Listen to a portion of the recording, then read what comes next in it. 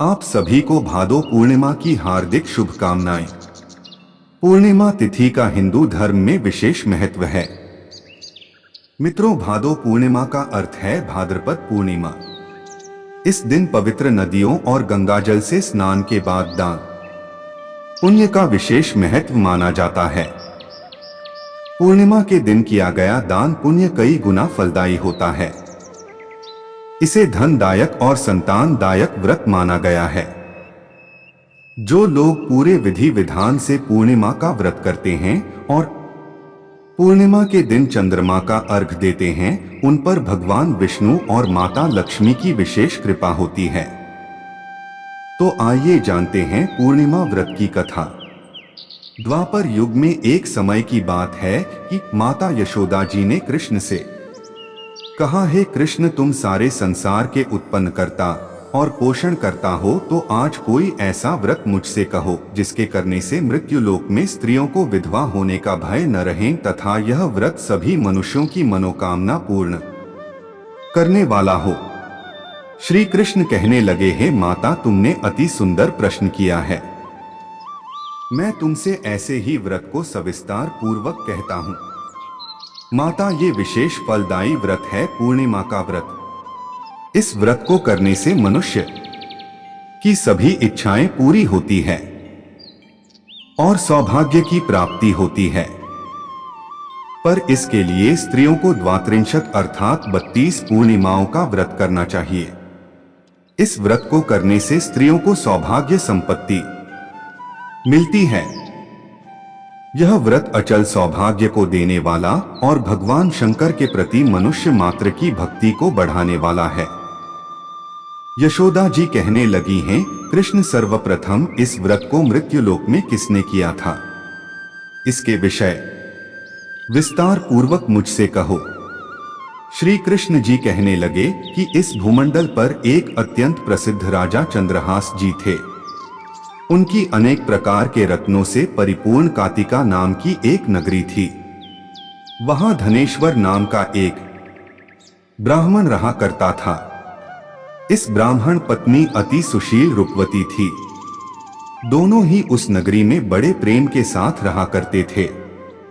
घर में धन धान्य आदि की कोई कमी नहीं थी। पर उन दोनों को एक बड़ा दुख था। उन दोनों के कोई संतान नहीं थी, जिस वजह से वह बहुत दुखी रहते थे। एक दिन एक बड़ा तपस्वी योगी उस नगरी में आया। उसे उस ब्राह्मण की निसंतानता का पता चला। वह योगी बाकी सभी घरों से भिक्षा मांगकर भोजन किया करता था, लेकिन उस ब्राह्मण के घर से भिक्षा नहीं मांगा करता था।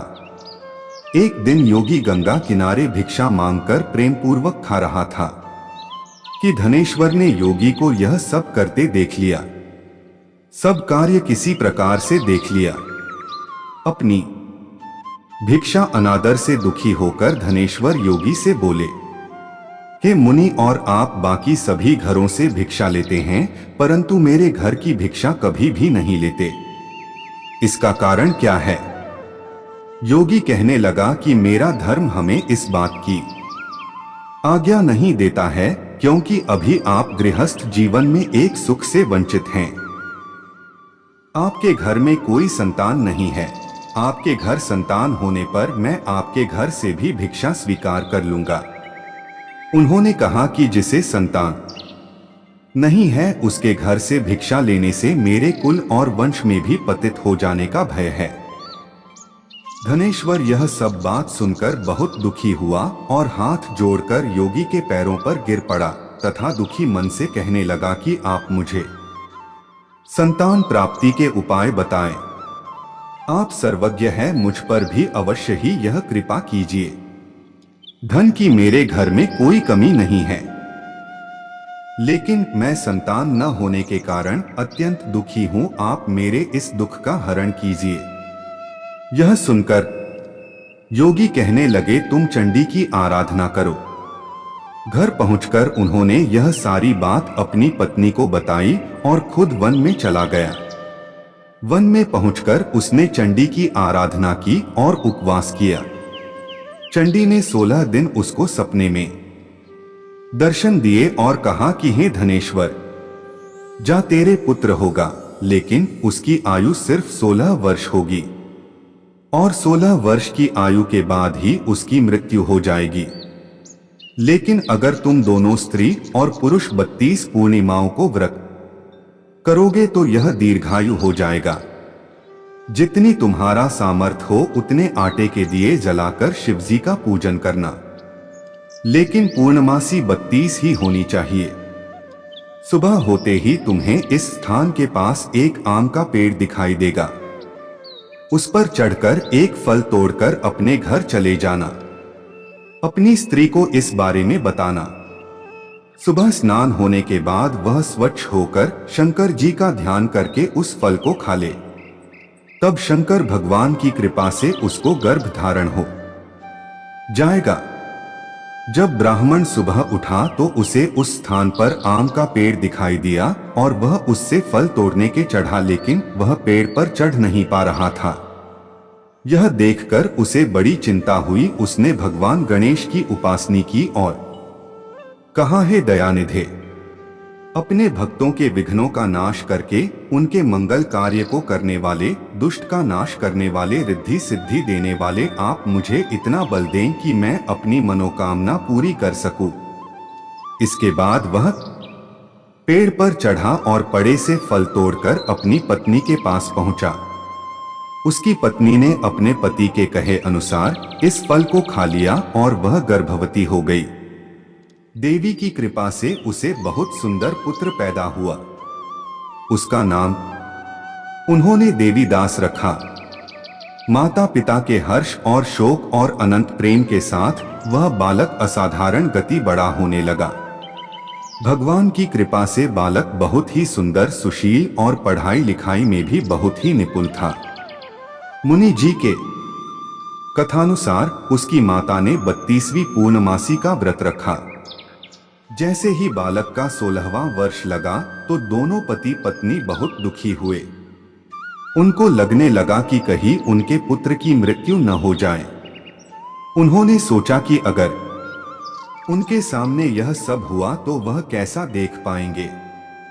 तभी उन्होंने देवीदास के मामा को बुलाया और 1 वर्ष के लिए देवीदास को काशी में पढ़ने के लिए भेज दिया।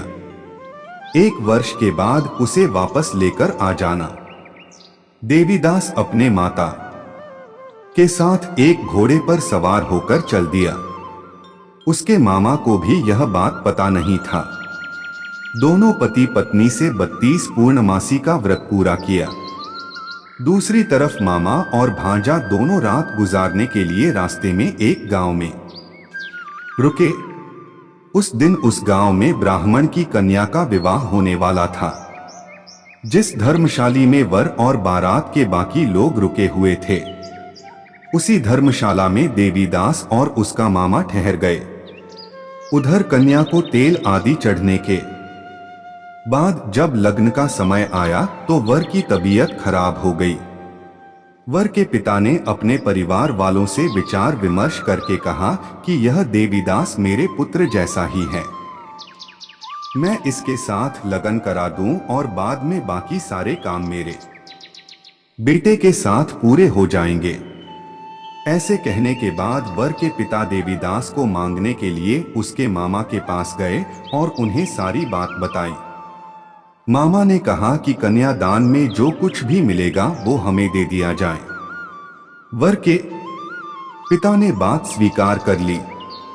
इसके बाद देवीदास का विवाह कन्या के साथ संपन्न हो गया। इसके बाद वह अपनी पत्नी के साथ भोजन न कर सका और मन में विचार करने लगा कि न जाने यह किसकी पत्नी होगी। यह सोचकर उसकी आंखों में आंसू आ गए। तब वधू ने पूछा कि क्या बात है, आप उदास क्यों हैं? तब उसने सारी बातें पत्नी को बता दी। तब कन्या कहने लगी, यह ब्रह्मा विवाद के विपरीत है। आप ही मेरे पति हैं, मैं आपकी की पत्नी रहूंगी, किसी अन्य की कभी नहीं। तब देवीदास ने कहा, ऐसा मत करिए क्योंकि मेरी आयु बहुत कम है। मेरी मृत्यु के बाद आपका क्या होगा? लेकिन उसकी पत्नी नहीं मानी और बोली, स्वामी आप भोजन कीजिए। दोनों रात में सोने के लिए चले गए। सुबह देवीदास ने पत्नी को 4 नगों से जड़ी एक अंगूठी दी और एक रुमाल दिया और बोला कि हे प्रिय, इसे लो और संकेत समझकर स्थिर चित हो जाओ। मेरे मरण और जीवन जानने के लिए एक पुष्प वाटिका बना लो, उसमें सुगंध वाली एक नव मल्लिका लगा लो, उसको प्रतिदिन जल से सींचा करें और आनंद के साथ खेलो कूदो। जिस समय और जिस दिन मेरा प्राणांत होगा उस दिन यह फूल सूख जाएंगे। जब यह फिर से हरे हो जाए तो जान लेना मैं जीवित हूं। यह समझाकर वह वहां से चला गया।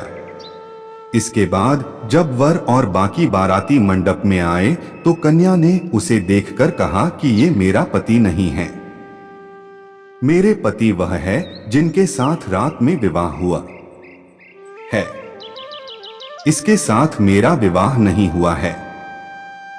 अगर यह वही है तो यह बताएं कि मैंने इसके क्या दिया है, साथ ही कन्यादान के समय को आभूषण मिले उन्हें दिखाएं। कन्या की ये सारी बातें सुनकर वह कहने लगा कि मैं यह सब नहीं जानता। इसके बाद सारी बारात भी अपमानित होकर लौट गई। भगवान कृष्ण बोले, हैं माता, इस प्रकार देवीदास काशी चला गया। कुछ समय जब बीत गया तो एक सर्प उसको डसने के लिए वहां आया, लेकिन वह उसको काट नहीं पाया, क्योंकि उसकी माता ने पहली ही 32 पूर्णिमा का व्रत कर लिए थे। इसके बाद खुद काल वहां पहुंचा। भगवान की कृपा से तभी वहां माता पार्वती और भगवान भोलेनाथ आ गए। देवीदास को मूर्छित दशा में देखकर माता पार्वती ने भगवान शिव से प्रार्थना की कि महाराज, इस बालक की माता ने पहले ही 32 पूर्णिमा के व्रत कर लिए हैं, आप इसको प्राण दे। भगवान शिव ने माता पार्वती के कहने पर उसे प्राण दान दे दिया। उधर उसकी पत्नी उसके आने की प्रतीक्षा कर रही थी। उसकी पत्नी ने जाकर देखा कि पुष्प और पत्र दोनों ही नहीं हैं। तो उसको बहुत आश्चर्य हुआ और जब उसने देखा कि पुष्पवाटिका फिर से हरी हो गई तो वह समझ गई कि उसका पति जिंदा हो गया है।